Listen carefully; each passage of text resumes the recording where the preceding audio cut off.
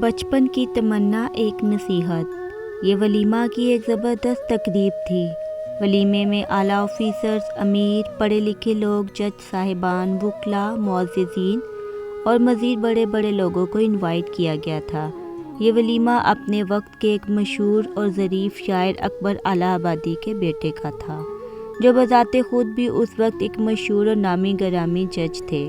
اکبر الہ آبادی کا بیٹا بھی جوان العمر تھا۔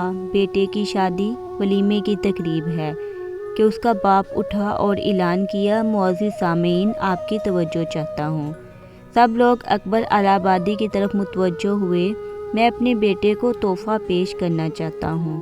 لوگ حیران ہوئے کہ باپ اتنا بڑا نامی گرامی شاعر و حاکم وقت ہے، ضرور کوئی بڑی شے ہی اپنے بیٹے کو گفٹ کریں گے۔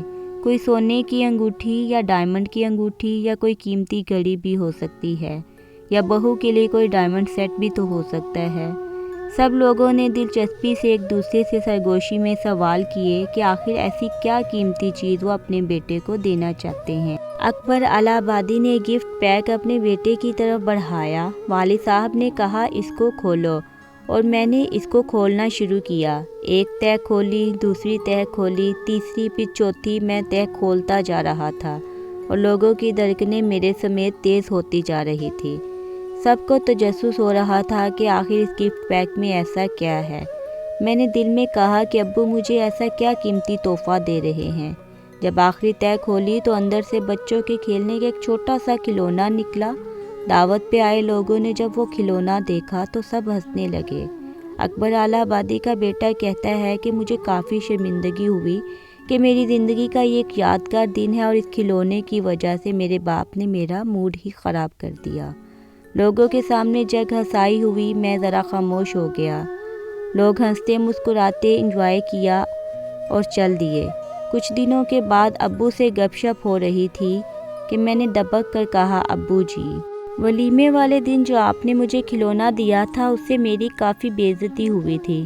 سب کے سامنے جگ ہنسائی ہوئی تھی۔ لوگ ہنس رہے تھے کہ ایک باپ نے اپنے بیٹے کو ایک کھلونا تحفے میں دیا۔ اتنی بڑی تقریب، شہر کے بڑے معزز ججوں کے سامنے آپ نے میری توہین کر دی ابا جی۔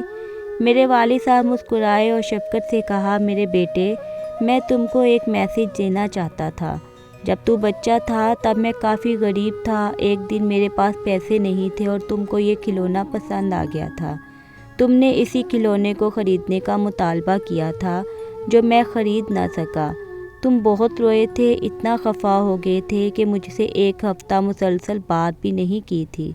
یعنی تم کو اس کھلونے کی اتنی چاہت تھی کہ اس نے تم کو مجھ سے ایک ہفتہ دور کر دیا۔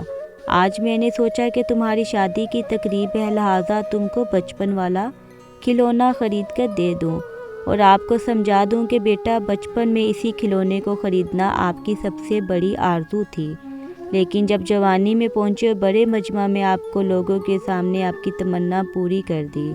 اب جب کہ میں نے آپ کو وہ کھلونا دے دیا تو آپ خود ہی شرمندگی محسوس کر رہے ہیں، اگرچہ اس کھلونے کے لیے آپ نے مجھ سے بولنا بند کر دیا تھا۔ میرے بچے، اگر بچپن کی تمنائیں بندے کے سامنے جوانی میں کھولی جائیں تو بڑے مجمع میں بندے کو شرمندگی کا سامنا کرنا پڑتا ہے۔ لہٰذا تم جوانی میں کوئی ایسی آرزو اور تمنا ہرگز مت بنانا کہ کل بروز قیامت اللہ کے سامنے بڑے مجمع میں اگر اس کو کھول دیا جائے تو تم کو وہاں شرمندگی اٹھانی پڑے۔ یہ میری نصیحت ہے اور اس کو سوچ کر آگے بڑھنا۔